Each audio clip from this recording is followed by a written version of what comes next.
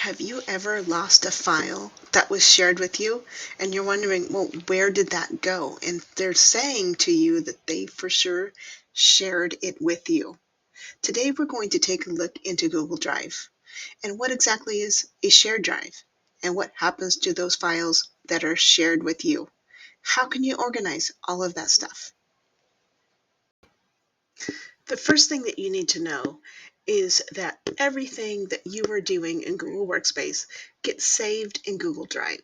So if you can imagine that Google Drive is your file cabinet, your giant purse, your junk box, whatever you like to think about is where you put things. Everything that you're creating is being saved here in Google Drive. Unless you organize it, it will look like kind of a mess.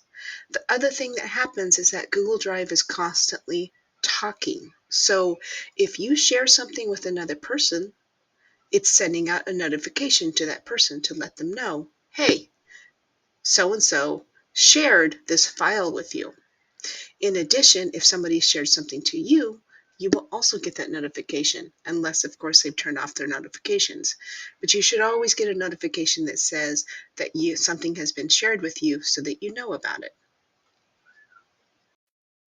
When somebody shares a file with you, it's not yours. So it is not in your drive. Remember that everything stored in your drive is files that you own.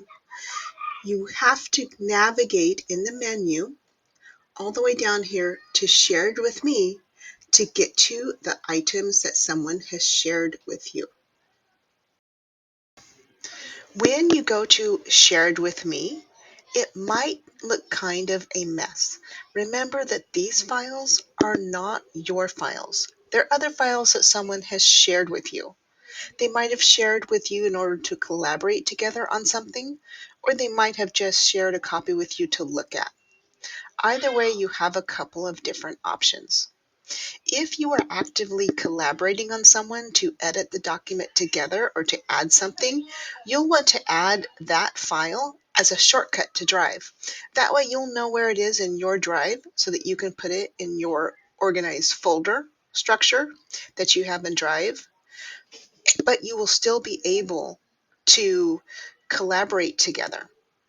Another option, if it was shared with you with viewer rights only and it's only something that you are supposed to view, you can always make a copy. In that way, it's not just a shortcut sitting around there, but it's actually a document or a file or a slide or some other Google app and you are now the owner of it. When you make a copy, you become the owner. Caveat to that, if it was a file that you were collaborating on with someone else and you made a copy of it, you will lose the collaboration functionality. Remember that when somebody has shared with you in order to edit together and collaborate together, that is a live link so that you can work together. So when you make a copy, you break that link.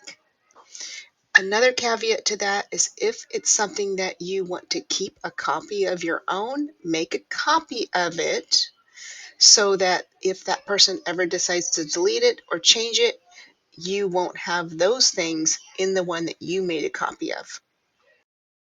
Just to summarize, you can organize your files in your Google Drive because you are the owner. Remember, when a file is shared with you, the ownership still remains with the person who shared it with you.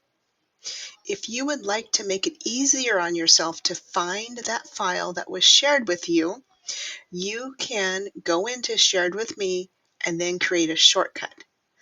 When you create a shortcut, it adds that shortcut to your Google Drive. And in that way, you can organize the shortcuts to make it easier for you to locate those files. You can adjust the settings for your Google Drive so that your workflow can become more efficient. Click on the cog at the top, and then you can look at general settings, how notifications are managed in your Google Drive, and what particular apps are connected to your drive. So in general, you can decide if you want your start page to be the home or My Drive. You can also decide to turn on workspaces or turn them off, and you can also control the appearance, either the light background or the dark background. Home is found above My Drive, and it appears in that menu. It shows you the files that Drive thinks you'll want to use based upon your past usage. Try it out and see if it is efficient for you. If not, keep My Drive as your start page. Activity shows you files with recent comments or requests that need your attention. So, for example, if you were trying to find that file that somebody said has been shared with you recently, it will probably show up under Activity. Recent shows you files that you recently interacted with. So, the difference here is the activity showing you what somebody else requested of you or shared with you versus recent, what you recently did.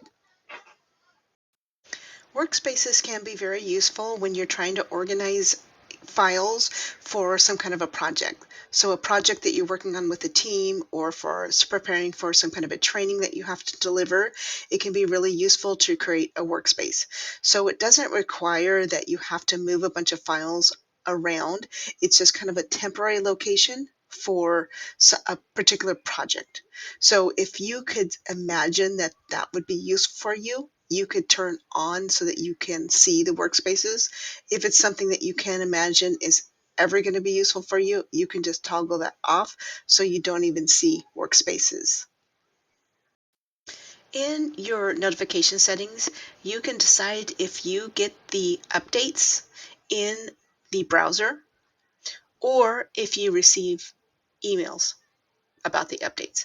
Either way, you will still get the updates. So deciding on your preference, try them out, decide which one that you would like. Click on the back arrow to get out of settings. Now looking at your Google Drive, over on the right in small letters, you will see these icons, and this is your view. You can either choose to view your files in a grid or click to view your files in a list. Either way, you can go back and forth whenever you like. Here are some tips from Google to help you organize your files inside of Drive. A lot of files everywhere in your Drive will make it kind of a hard mess to find your files. So if you can create some simple folders to organize all of your files in, that will make your life easier. Try to think of some clear names. So for example, if you are trying to create assignments year to year to year, start with the year date as the start of your file name, so that when you go back and try to find those files from last year, all of them will be organized by the year. That will be helpful when you're trying to locate those files. In addition, using some color coding on your folders will help you keep certain subjects together or certain topics. So you could make all of the reading folders blue, for example, and all of the math folders green. That's just one idea. Star your favorites. When you put a star on things that you need to find quickly, that will help you locate things quickly and be more efficient. Just like you can use the New button to create a new folder to organize your files, you can also use the New button to upload files and folders from your laptop into your Drive. And this way, everything can be found in one place and accessible from anywhere. Locate a file in your Google Drive. Then, next to the title of that file, click on the three dots. You can then organize and move this file into one of your folders. Another way to put files into folders is just to click, drag, and drop. So click, hold down the mouse, drag it over. Or if you're on a touchscreen, you can hold it with your finger and drag it over. Just be sure that it goes to the exact location that you wanted. There are some files that you do not want to move.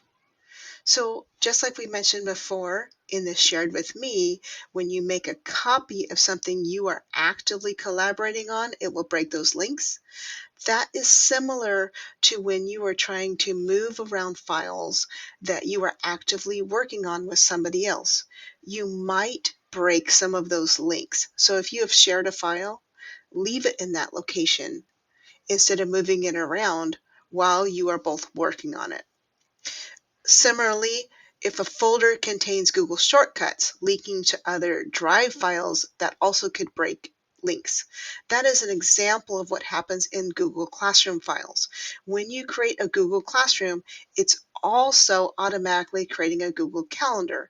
And when you create an assignment to students and make a copy for each student, it's making shortcuts to files. And so all of those are links. So if you start trying to organize Google Classroom stuff that it's automatically created, it could break those links and cause students to lose access to their files, and it might cause for you as a teacher a huge headache. You can right click on a folder and then apply a color to it to make it easier for you to find. This is another great way to remind yourself, don't move that folder because it was automatically created, such as your Google Classroom folder. You might just right click on that folder and give it a black color. So you remember, don't move that. Another organizing trick that I like to employ is to put an emoji icon at the beginning of the title of my folder. To bring up this emoji icon menu on my Windows laptop, I have to click on the Windows button and the dot. So the Windows button on my keyboard looks like 4 squares at the bottom. Hold that down. And then the dot, like you're typing a period at the end of a sentence. Once the emoji icons show up, I can select the icon that I want and put it at the beginning of the title for my folder. Now, in my organization, my list of folders, this one will automatically be at the top because it has a picture first. That will move that folder in location in your drive. When you are sharing files or folders with somebody, you can choose to allow them to have viewer rights, commenter, or editor rights. You can also, by selecting a specific person, add an expiration so that you can decide exactly when to remove those rights as well. In addition, you can choose to notify or not notify somebody that you have shared something with them. So that's what I was telling you at the beginning of this video, that sometimes you won't get that notification if somebody unclicked this but they shared something with you. So remember to always going to that shared with me and look for that person who said that they did share something with you so that you can check. And again, if you are sharing something with someone, make sure you turn on that notification so they know. If you did share with an expiration and you do not like the default date and time that appears here, just click on the pencil to edit that date and time. You can then select a different date and a different time and then click Done. If you'd like to remove the expiration, here's where you can do that as well. Sometimes organizations use something called a shared drive in order to have a repository of everyone's vital documents. Here's what's important to understand about a shared drive versus your Google Drive. Remember that your Google Drive, you are the owner. When you have things in a shared drive, you are no longer the owner of that file or folder. It's now owned by the group. Most members will have view rights to everything that's in there, but they won't have access to own or edit the files within that drive. You have to be an organizer in order to be able to delete everything. And the point of having a shared drive is that even if a member leaves, those vital, important documents are still there in that shared drive that can be viewable by everyone. If you are asked to add something to the shared drive, I would tell you to first make a copy and share the copy to that shared drive. That way you still have your ownership over your document. Having great organization will always help you find your files faster. However, you can always go into Drive and use their search filters. You can do this into Shared with Me, and you can also use it in your Google Drive. There's a multitude of search items that you can search for. You can even search in trash. This has been helpful for you so that you better understand the best way to organize your Google Drive and to also locate those items that have been shared with you. Don't forget to hit subscribe.